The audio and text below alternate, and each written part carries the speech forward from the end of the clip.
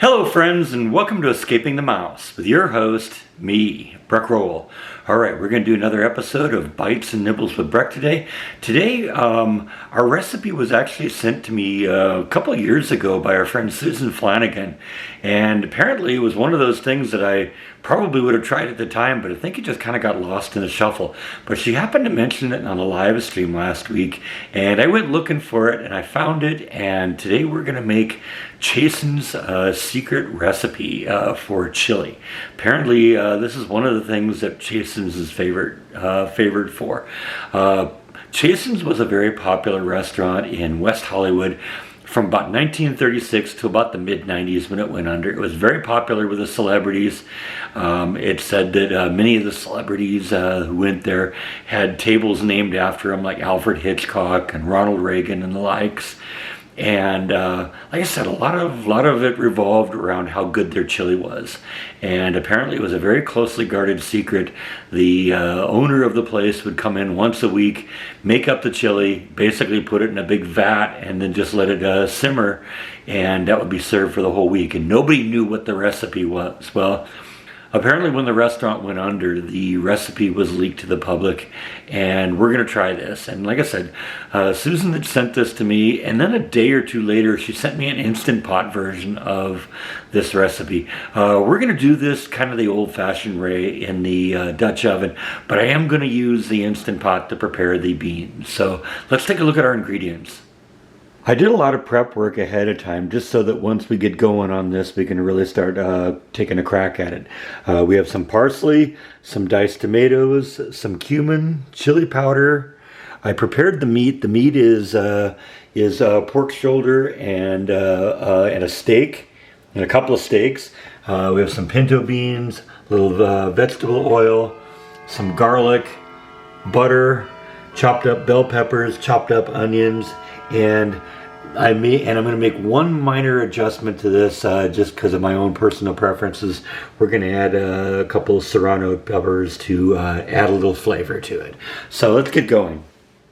Now, since I can usually tell how good a recipe is going to be just by looking at the ingredients, I've decided to do, as I often do, I'm going to double up this recipe. So everything I have is twice what you would normally have for the recipe, following the recipe to the letter. So the first thing I'm going to do is prepare the pinto beans, and I'm actually going to do that in the Instant Pot because otherwise it'll take me an hour to cook this on the Dutch oven, and I can get it done in like 10 minutes in the Instant Pot. So we're going to do that. For the most part, though, we're going to stick to the recipe and be very traditional to what it says.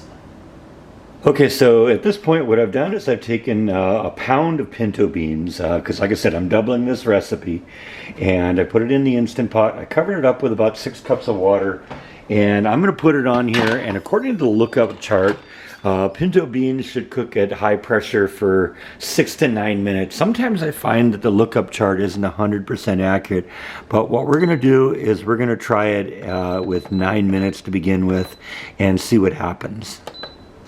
Catch up with you in 9 minutes.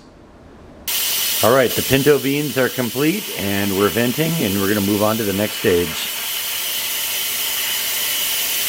All right, so I vented the beans and rinsed them off really good, and now we're going to put them into a large pot. Now, they originally said put it into a Dutch oven, and I have a Dutch oven, but I was kind of looking at the ingredients, and I think doubling the recipe is going to make it not really possible that it'll all fit in one Dutch oven. So I've upgraded to this large kettle that I have. This is the largest one I have, and this should do well. So what I'm going to do is we're going to put these on heat, and we're going to cook it until it boils, and then we're going to let it simmer for a couple hours, or for about an hour, while we move on to the next part.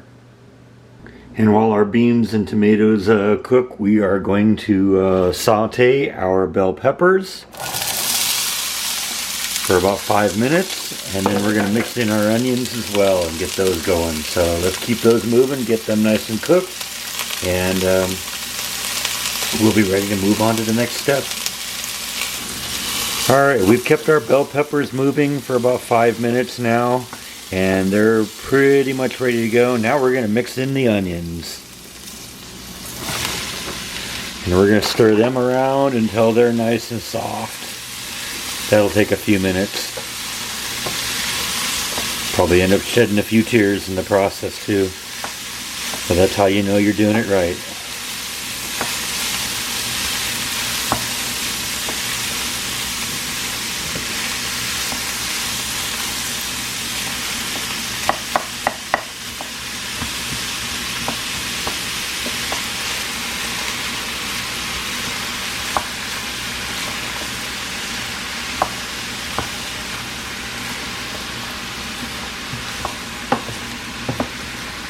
Like I said, I often look at these recipes and I can tell whether they're going to be good or bad just by looking at the ingredients in this.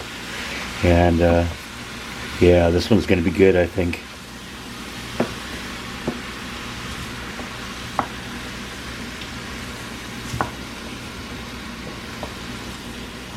Onions and peppers are ready to go. I am going to now add my other fresh ingredients, which is my garlic and my parsley. I got a lot of parsley. So never gonna have too much parsley, right? My response to anyone says, "Are you eating your greens?" Yes, I am. Gonna mix that all together.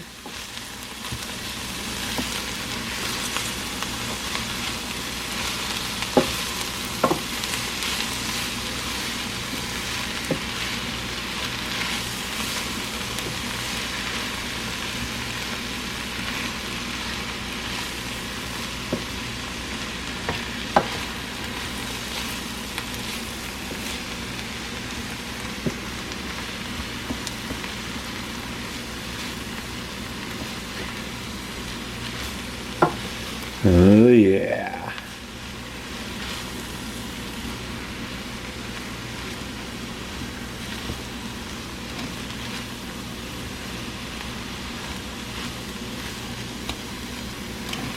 Alright, I think that's ready to go. Next thing we're going to do is put this into there. Alright, so in the same pot that we mixed up all the veggies, I'm going to melt a couple of sticks of butter. And we're going to use this to cook our meat. This is going to look good. I can tell already.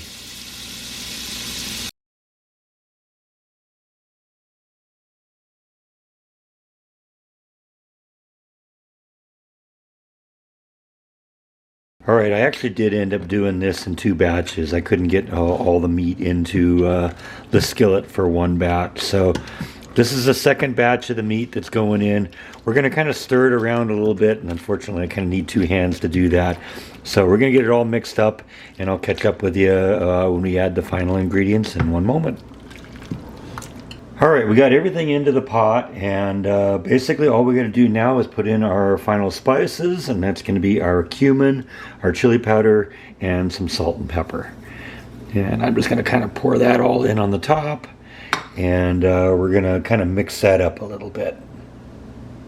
Oh yeah, that's starting to look and smell like chili now. You sometimes wonder kind of at the beginning phases whether this is all going to work out right, because it just doesn't look right. But it's not going to look right until you get that chili powder in there, and now it does look right. So we're going to let this cook for quite a while actually. We're going to let this simmer kind of on medium with a lid on it for about an hour, and then we're going to come back and we're going to stir it up a little bit more and cook it for another about 30 minutes with the lid off, and then this will be ready to go. All those good flavors are going to be blending together, and yeah, this is going to be really good. Alright, an hour has passed with the simmering under the lid. Now we've taken the lid off. We're going to let it cook for another 30 minutes, and actually I'm going to add my secret ingredient right now. Like I said, there's one thing I did that differed from the original recipe. That is, I'm going to add 4 serrano peppers, which will give it a little bit of bite. I didn't want to put these in and saute them with the onions and the bell peppers, because sometimes heat can kind of soften the blow of the serranos. So I wanted to kind of wait to the end, and we're going to cook it in here at the end, and this should give it the nice little sting that you love in a good chili. So we're going to let this cook for another 30 minutes, and at that point this is going to be ready for its taste test. I'll tell you, it's a little after 6 already, and I'm hungry, so we're ready. All right, another 30 minutes has gone by, and I think this pretty much is the consistency of chili. So I think the next step now is to just ladle out a big bowl of this, and let's give it a taste test. You can already tell it's going to be good, can't you? Oh yeah. All right, it always comes down to this. Got to have the all-important taste test. I got to admit, I was a little concerned when it was prepared before we put the spices in it that it didn't really look like chili, but I think one of the things that happens when you put the chili powder in it is it tends to thicken up a bit. And that's definitely what it did. That and the combination of, cooking it on a slow simmer without the lid on. Then you get a little bit of evaporation. That helps thicken it up a little bit too. This does look and smell very good. So I'm looking forward to this. I'm going to try just some of the chili juice itself here, and we'll get to the good stuff in a minute. Oh yeah, that's got good flavor to it. I took a little bit of a taste test, I gotta admit, a little bit ago, and I gotta admit I was a little concerned that the serrano peppers didn't really give it enough of a bite. But I think what needed to happen, it needed to cook a little bit more, get a little chance to get spread around in there. It's got a nice little bite. It's not overpowering. I might go a little bit more just for my own personal taste, but if you're not really into the spicy, it doesn't really feel like this would be terribly spicy without the serranos. So if you're not into that, you can do it this way. Do it that way, without the serrano. But you know me, I like my food to bite me back. So let's try a little of this meat now, and let's see how that works for us. Oh yeah, that's good too. Absolutely. I can see why this is very popular with people. Apparently Elizabeth Taylor used to order this and have this delivered to her in Paris or Italy or wherever it was when she was filming Cleopatra. That's apparently how good this was. So yeah, this is some good chili. Definitely worth a check out if you're into good chili. And if you're interested, I'll put it in the description below and you can check it out. So I think that's all that I have for today. Thank you as always for watching, and I'll see you next time on Escaping the Mouse. Bon appetit.